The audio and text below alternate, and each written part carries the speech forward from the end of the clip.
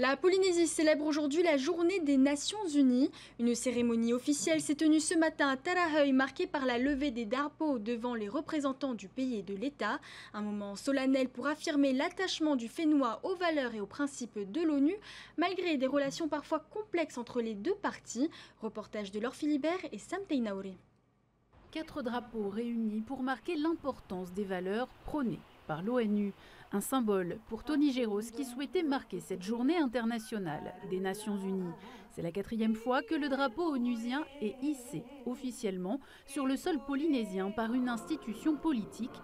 L'occasion pour le président de l'Assemblée de plaider une nouvelle fois pour l'ouverture d'un dialogue avec l'État sur la décolonisation.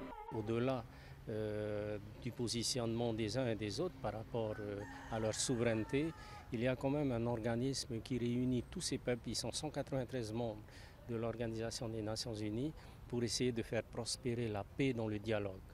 Et ce qui fait défaut en ce moment, dans le cadre de l'émancipation de la Polynésie, c'est qu'on attend ce dialogue qui n'a pas encore démarré. Si le représentant de l'État au Fénois a fait le déplacement pour redire l'attachement de la France aux valeurs du multilatéralisme, au dialogue entre les nations et à la solidarité internationale, le camp indépendantiste attend plus. Tant que l'État français s'oppose à la venue des missions d'information onusiennes, ils ne pourront pas prendre pied en Polynésie. C'est évidemment très cordial. Après, il y a des sujets politiques qui sont derrière, évidemment. Et on comprend que derrière le contentieux qui a été déposé au tribunal administratif, il y a un geste politique que je comprends tout à fait. On va attendre que le tribunal administratif se prononce. Je ne suis pas certain que le contentieux soit pleinement justifié. D'ailleurs, ça fait partie des arguments que nous allons développer.